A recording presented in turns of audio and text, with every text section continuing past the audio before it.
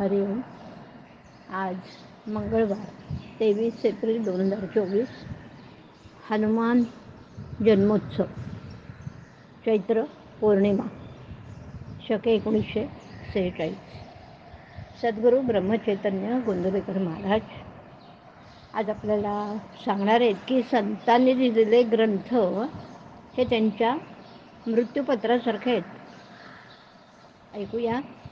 संतांना ग्रंथ लिहिण्याची मुळीच हौस नसते. नाईलाज म्हणून ते ग्रंथ लिहित असतात.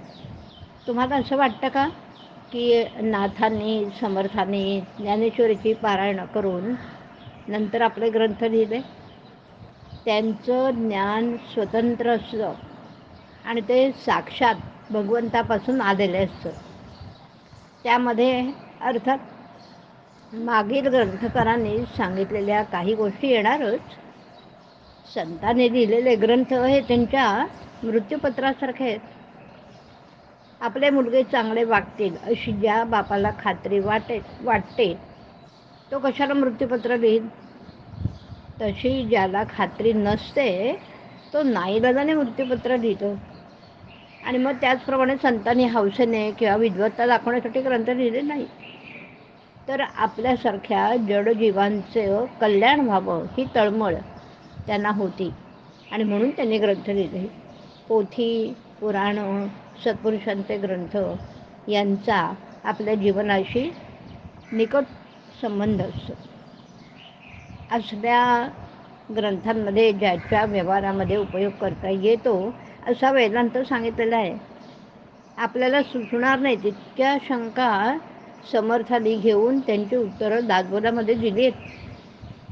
परमार्थ न ऐकणारा दोषी आहे, पण तो ऐकत नसताना त्याला सांगणारा त्याहूनही दोषी.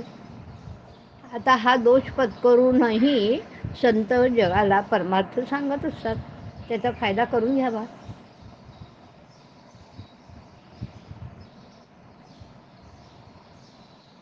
ग्रंथ वाचित असताना ध्येय जर परमार्थ प्राप्ती हे असेल तर त्यासाठी त्या ग्रंथात साधन कोणते सांगितलं असेल इकडे लक्ष असावं. साधनाची योग्य निवड झाली की साध्य साधेलच. ज्या विषयामध्ये पारंगत व्हायचं आहे तीच पुस्तकं वाचणं जरुरीचं आहे.